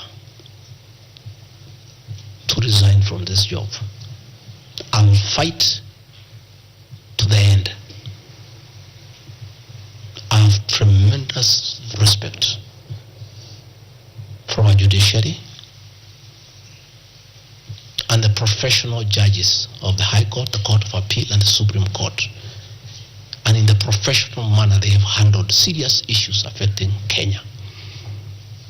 The impeachment of a deputy president elected by 7.2 million Kenyans is not a small matter that can hastily be decided by a few members of parliament and senators and wish it away.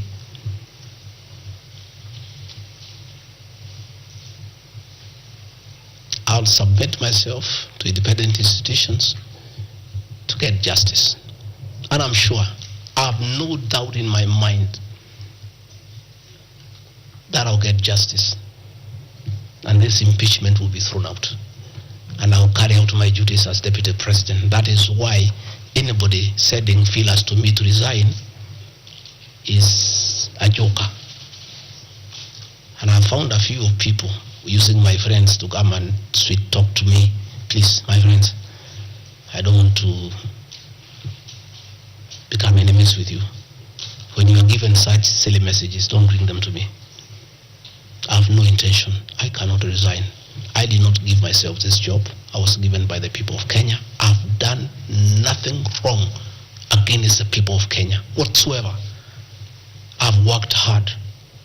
I've been very loyal to my boss, President William Ruto. I have worked hard every day.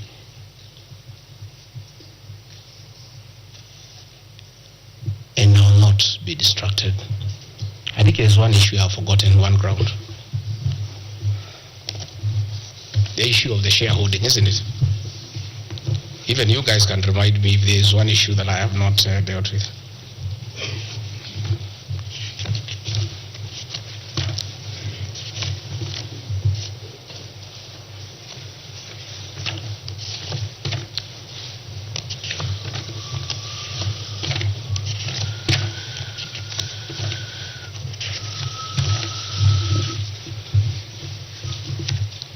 Can somebody there give me my notes on shareholding?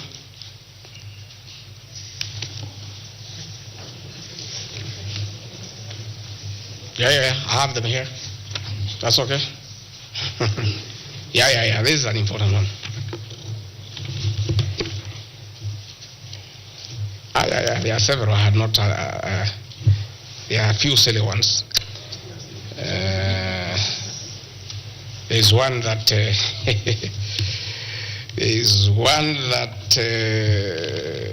I'm conniving with cartels in the tea sector to block KTDA from implementing guaranteed minimum returns that would benefit small traders. The allegation is not true. No evidence whatsoever has been adduced to substantiate this claim. As far as I know, I've successfully completed my mandate, which was assigned to me by the president, which culminated into creating synergy between people who had taken KTDA to court and suspended the operation of the Tea Act. As a result, the Tea Act now is in operation. The president never mandated me to take over the affairs of the Ministry of Agriculture. He asked me to spearhead tea reforms. I did the tea conference in Kericho, brought all the stakeholders together, and as a result, I created a synergy among all the stakeholders, and we agreed that those people who had gone to court withdraw the cases, and now the Tea Act is operational, and that will see meaningful reforms. As to claims that I have stopped the selling of tea in Mombasa, there is no evidence to that effect, and I want to call upon the Honorable Mutuse to provide that evidence. Again, in matters coffee, I was given the job by the President to initiate coffee reforms, which I have done successfully. I held the coffee conference in Meru for 3 days in 2023. For the last 2 years, I have been working with stakeholders, including members of Parliament and the Senate, which has culminated into 2 bills: the Coffee Bill 2023 and the Cooperative Bill 2023. These 2 bills, the Coffee Bill 2023, will see the reintroduction of the Coffee Board of Kenya that will market coffee for farmers without putting profit. We have also recommended the reintroduction of the Coffee Research Foundation or the Coffee Research Institute in Roiro to work on better varieties and drought-resistant crops. Through my efforts, again, I have completed my work. The 2 bills are before the National Assembly. I call upon members of the National Assembly immediately after the impeachment process to embark on these 2 bills and see them to fruition so that farmers can enjoy the work we have done in coffee reforms. I have seen another absurd, that I have taken control of a local cooperative society in Madera constituency where I was a member of Parliament. This is false. I should be told which society by name, because I know all the societies. I know all the farmers by name. It's really ridiculous. Again, there is no evidence. There is nothing. It's just trying to spoil my name before the people of Madera who elected me as their member of Parliament. On the issues of shareholding, I think this matter has been discussed for a long time, and I think it's good tonight I put it in proper perspective. I wish to state that the allegation is equally false. None of my family members, allies, or associates are in control of any cooperative society in Madera. That one I had done. In shareholding by virtue of the provisions of the 3rd schedule of the Political Parties Act, the constituent parties of Kenya Kwanza Coalition entered into various agreements which were deposited with the Speaker of the National Assembly and the Speaker of the Senate for purposes of Article 108 of the Constitution of Kenya. 16.2, the following were members parties of Kenya Kwanza: UDA, ANC, Ford Kenya, PAR, Farmers Party, Chama cha Kazi, Communist Party, Economic Freedom Party, the Service Party, Tujibebe wa Kenya Party, Umoja na Maendeleo Party of Kenya, and the Democratic Party of Kenya. In accordance with provisions of Clause 3E of Schedule 5 of the Political Parties Act, each of the agreements contained in a power-sharing development agenda for certain regions in Kenya. I attach here copies of the said agreement. I'll give you the Kenya Kwanza agreement so that you know when I talk about shareholding, I'm not talking about Kenyans, I'm talking about this agreement that was signed by President William Ruto and almost everybody else on how power will be shared. I've never talked about sharing resources. I have been talking about power sharing for people to get what they deserve in sharing power in accordance with this agreement. Like, for example, in an agreement between UDA, ANC, and Ford Kenya, the UDA would nominate the president and the deputy presidential candidates, which has happened. I got my share, although I have no share certificate.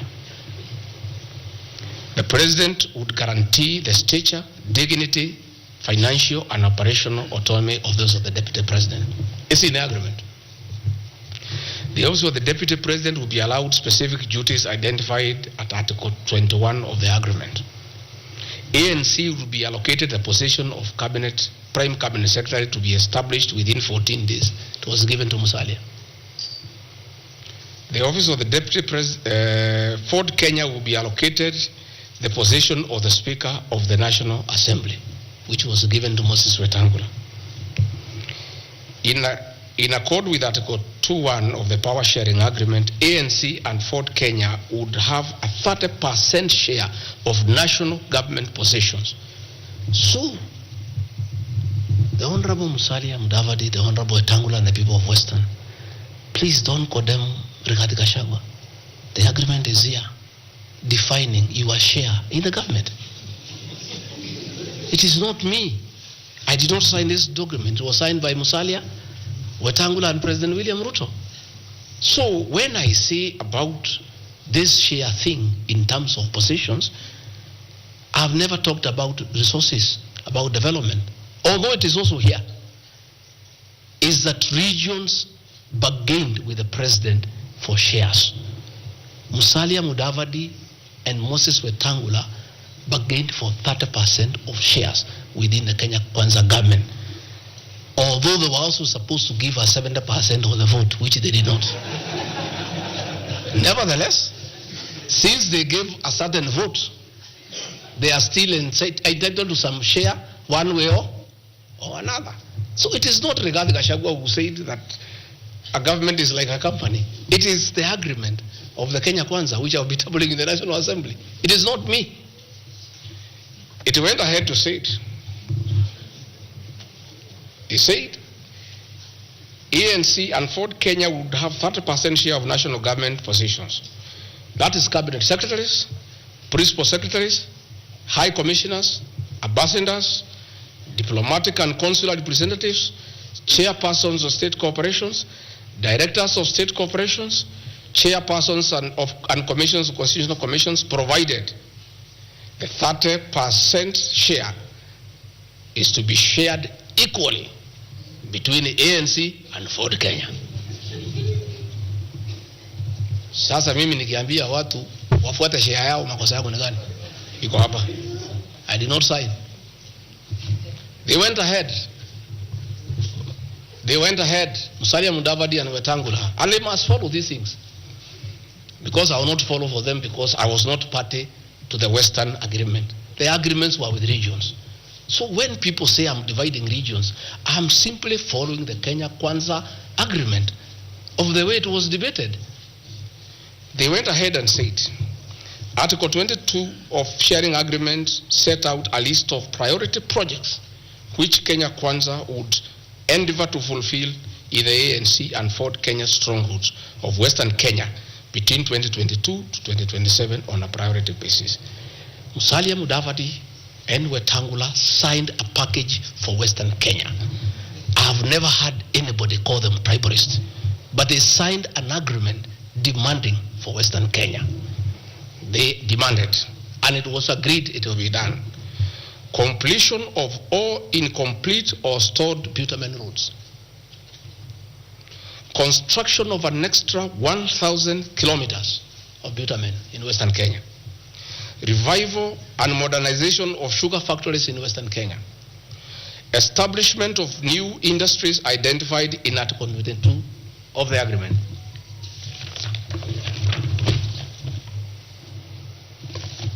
Ladies and gentlemen, this is the Kenya Kwanza agreement on shareholding. What crime has Rigathi Gachagua committed to be impeached by saying what President William Ruto appended his signature to, with Musalia Mudavadi and Wetangula who will preside over my impeachment? What crime has this man committed?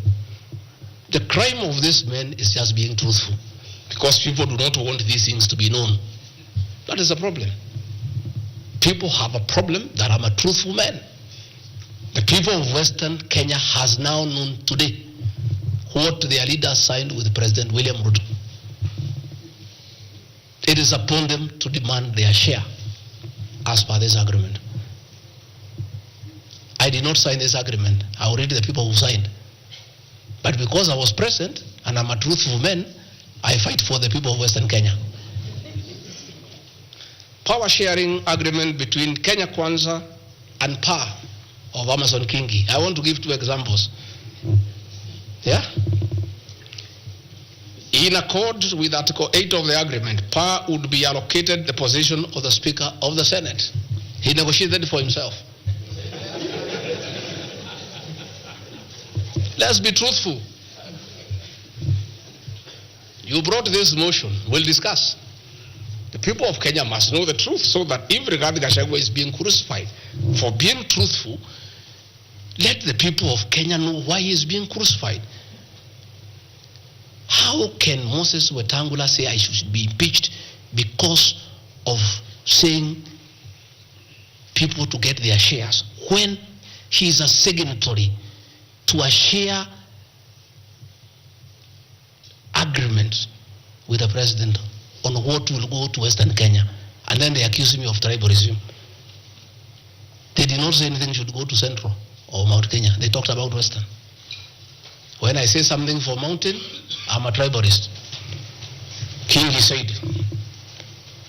position of Speaker, you are mepewa. Article 9A of the Power Sharing Agreement, PAR would nominate the candidate for appointment of 1 principal secretary when Kenya Kwanza came to power. Wamepewa.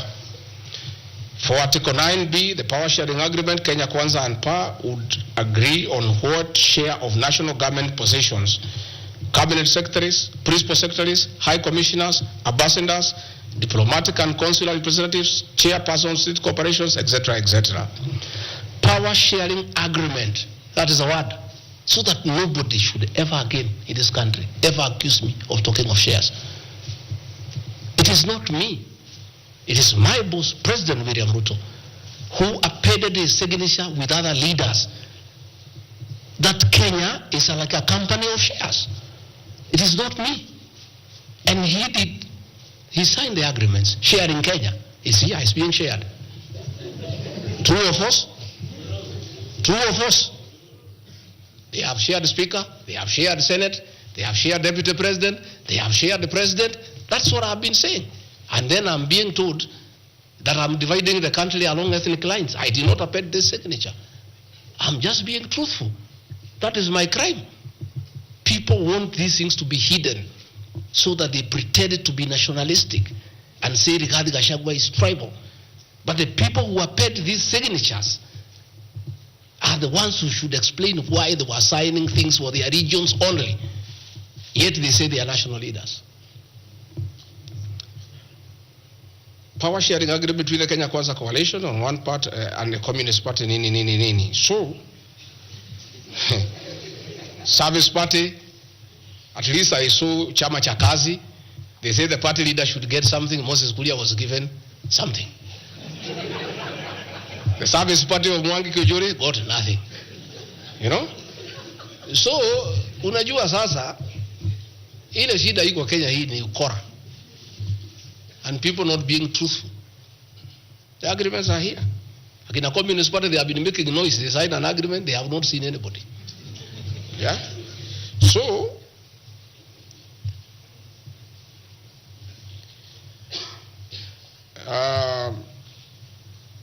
my speeches on the shareholder issue are informed by their aforesaid power sharing covenants, which are founded on law and lessons learned from the well-known disputed 202 NAC power sharing agreement. Further power sharing agreements are a feature of government formation in all democracies in the world that provide the formation of coalitions. My pronouncements on the issue, properly understood, are not only anchored in law, but entirely harmless and incapable of being construed as a basis for ethnic animosity, a danger to national cohesion, or a threat to national unity. On the contrary, coalition building has been one of the most important innovations since the disputed 2007 elections in ensuring stability, equitable sharing of political power, national cohesion, and fostering of national unity of national unity. Indeed, Kenya Kwanza's main opponent in the 2022 general election, Azimio la Umoja, One Kenya Coalition Party, was a political party consisting of 25 or so political parties who also executed a power-sharing agreement as required by Schedule 3 of political parties. However, notwithstanding of the said power-sharing agreements, upon election as the Deputy President of Kenya, I went out of my way, as required by the Constitution of Kenya, to serve all Kenyans regardless of their political preferences during the election or ethnic origin. I'll produce videos on all those things. Again, my decision to embrace the broad-based government following the decision of the cabinet after the Gen Z protest is that I support coalition building. And even when the Honorable Right Odinga came, he got some shares. True or false? I mean, surely, why is Rigathi Gachagua being vilified? By just being truthful. You know, it's good to be truthful. I have heard that my saying we observe this agreement is a threat to national unity. I have never been caught by the National Cohesion and Integration Committee to tell me that I have said something that can create ethnic disharmony. On the issues of one man, one vote, one shilling, I am told again that it can create tribal hatred. How? The one man, one vote, one shilling is not a formula for Mount Kenya region. Far from it. The one man, one vote, one shilling talks about equity. The gist of that formula is that all Kenyans should be treated equally. If we are giving bursary to the children of Kenya, let us agree how many children we have. If there are 30 million and we have 100 million, we divide equally and distribute to every constituency to those children. If a hospital takes care of 1,000 patients, we decide based on population what is the size of the hospital to be constructed in Roiro, where there are 800,000 people. If one borehole serves 500 people, do you construct one borehole in an area where there are 10,000 people? You need to construct more boreholes. That's all. And these populations are everywhere in Western Kenya, in Kisii, in Rift Valley. The high numbers are not just in the Mount Kenya region. This is a formula, in my view, that is good for everybody. Again, it is not a law because I pronounce myself. It's just an opinion. And in our democracy, I think it's only fair to allow people to have freedom of speech and to be entitled to an opinion. There are those who talk one man, one vote, 1 kilometer, and it is their right, and we should also listen to them and consider. And all those opinions can be harnessed, and people can agree which is the best formula to take care of the people of Kenya. That is all I said. I wanted to read to the people, of course, the projects that were negotiated, but I don't seem to have that page. I produce it tomorrow in Parliament. So that when they hear I am fighting, I'm also fighting for them. Mine, for the Mount Kenya and President William Ruto, we never wrote anything, because I'm a very trusting man. So is my people. As we did word of mouth. So once in a while we may argue kidogo kidogo because there's nothing written. So sometimes it's when people say I'm blackmailing the president, but I'm simply asking, my boss, we agreed the following, can we please do it? We agreed this on that, can we do it? We agreed that the people of Mount Kenya who had been given jobs by Uhuru will not be removed without being replaced. We don't seem to be honoring that. Can we honor it? We agreed where we needed to replace somebody who has not performed, we exchange 1 for 1. Can we do it? We agreed that we need to give Mau roads priority. Can we please do it? Because that is what we agreed. It's simply people being honest with each other and living true to a gentleman's agreement. That is what it is about. So I wanted to explain to the people of Kenya, I am not against any region of Kenya. I am just a crusader for honesty and for fulfilling written and unwritten agreements. That is all I am. I say if we agree on something, please let's do it. If we agreed we shall do ABCD before we are elected, let's do it. If we agreed we shall not brutally evict innocent people, please let's not do it. If we agreed that we shall create a good business environment for people to do business, please let's not do it. If we agreed there shall be no abductions and extrajudicial killings, please let's be true to the people of Kenya. That is all. So I want to thank every one of you. And because I've been in Parliament, I don't think it is necessary to have questions. I've been very, very clear on all issues, why I called this a press briefing. I've said I'll be in Parliament tomorrow. I've asked my team to try to give you all the materials so that you can also go and digest. But I think I've prosecuted my case before my employers, the people of Kenya. And I trust because the members of Parliament are also listening. They'll be fair, they'll be just, and they'll be true to their conscience and do the right thing, and not hang an innocent man without evidence. I wouldn't mind being crucified if there was evidence, but there's nothing, zero. I've explained myself to the fullest. And I think you and the people of Kenya have heard me. Let me thank all of you for giving me this time, and appreciate the media for your role to inform the people of Kenya, to educate them, to entertain them, and keep them abreast with what is going on. I want to thank you for your coverage of the short public participation on this impeachment motion, because you exposed it for what it was, and your video clips are very useful for us as we argue in courts of law. You guys are wonderful. You are good people. No wonder you are called the fourth estate. I don't know where we would go in this country without you. We would have so much impunity. We would go back to dictatorship without the media. I want to encourage you to continue to be the watchdog on behalf of the people of Kenya, to protect the Constitution with zeal, to uphold the rule of law, and to call out impunity and corruption.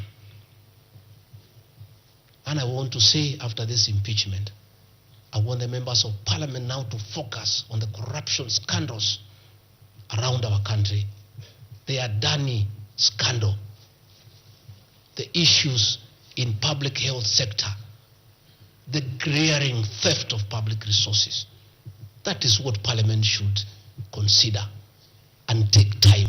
And that is what the people of Kenya want. And I really want to thank the media for being a very responsible watchdog on behalf of the people of Kenya. Please continue writing. Where Gachagua'S has gone wrong, please write. But always accord me the right of reply. Don't condemn me unheard. And I want to thank you tonight, because you have really written accusations against me. But I am also to blame because I never called you, isn't it? Now that I have called you, I want you to request you. Every accusation, put my answer. Is that not fair? Let the people of Kenya judge. You want to ask questions? Yes. But not outside this. Okay. Your Excellency, thank you. We appreciate you hosting us here. You have said a lot in the last more than nearly 2 hours, so I'll be very brief in relation to what you said. My colleague Sam Gituk hosted you here on the 20th of September, and you said a motion of such magnitude cannot head to Parliament without the sanctioning of the party at the parliamentary group level and without the go-ahead or the green lighting by the President. Has President William Ruto in effect sanctioned that motion now that it's in Parliament? Second, this is in relation to your statement on the 4th of January this year regarding High Court Judge Honorable Esther Maina you have mentioned. You said you accused of corruption, and you said you'll file a petition, but we never saw you there. You nonetheless said that you have filed a petition. Can you tell the Kenyan people when you have filed that petition? Maybe you can note. This one the same because, Your Excellency, you and President William Ruto hold the ultimate office that must provide answers for the Kenyan people. You therefore are open to accountability, scrutiny, and questions. When you took your oath of office, you told the Kenyan people that the country has empty coffers, that you inherited empty coffers.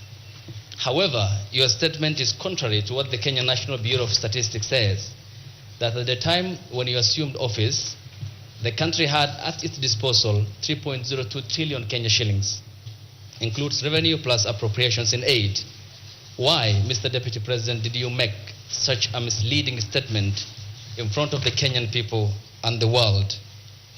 Regarding your shareholding question, I'm sorry to hold you to account, Mr. Deputy President, that the context in which you have provided the agreement between the parties, the Kenya Kwanza parties, and your defense is different. This is what we said in Kericho County, that this government on February 2023, this government is a company, you told the people, that has its shares.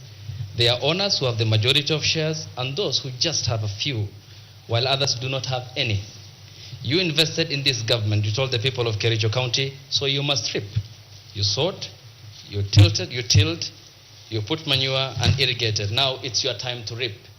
Some few months later, the High Court quashed the appointment of more than 1,406 KRA officials. And the judgment? 700 of those officials were either from the Kalenjin or the Kikuyu community. How much of a responsibility will you take, being part of the presidency, of such gross locking out of Kenyans who qualify, who are competent, who merit, yet half of those appointments went to only 2 communities? That's enough. Thank you. One, the issue of Justice Minor is sub judice. I don't want to discuss it because it's a matter before court, but I'll be able to give you the date when we filed so that you can follow the petition. As to the issues that this motion cannot find its way to the Assembly without the President nod, that is true. It can't. It has its nod. As to the issue of shareholding, again, this is a matter that I'll be prosecuting. By answering your question, I'll delve into the merits and the demerits of the argument that will come up. But I also want to remind you that I did not say that it's a company. I said like a company. Like. You look at the clip, it's there. Like, I gave an example. And a company has shareholders. I've just read to you, there's 30% here for somebody. That's what I was saying. I was just being truthful without removing the agreement. Again, I am not responsible for making appointments in Kenya. I don't make any appointments. The Deputy President does not appoint anybody. You know the appointing authority. Ladies and gentlemen, because my lawyers tell me we don't want to delve into the merits and the demerits of the presentation that I've made. Yes, Karanja.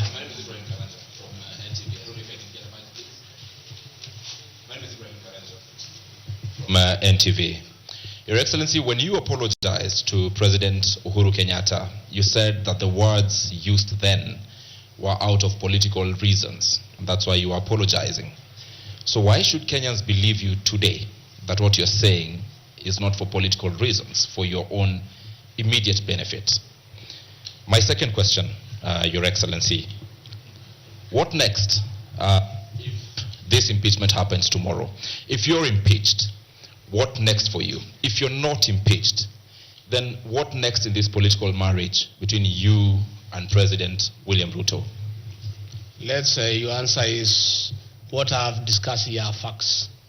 It's for the people of Kenya to look at the facts and decide whether they have the necessary veracity or not. As to what I'll do or not what I'll do, let's cross the bridge when we get there.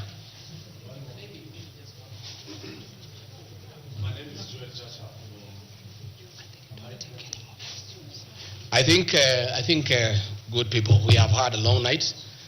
We have had a very long night, and you need to go and file your story. I want to once more thank you very much. Good people, asanteni sana, Mungu awabariki. Tutaonana kesho. Thank you.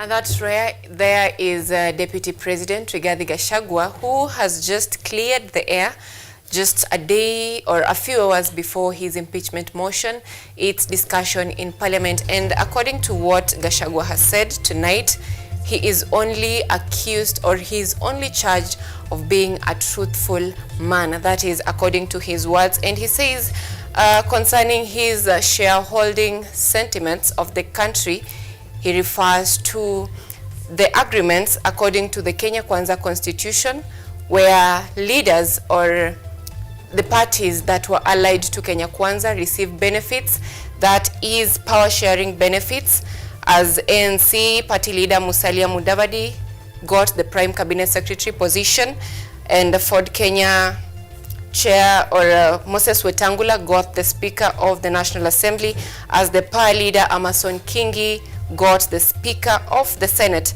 Gachagua has also reaffirmed, or he has stated strongly, that his properties are not proceeds of corruption, as he says they're all inheritance from his late brother James Nderitu. We will be keeping you updated on everything that has transpired tonight, but what you need to take home is that Deputy President Rigathi Gachagua says he is elected by 7.2 million Kenyans, and a resignation is something that is not going to come out of him.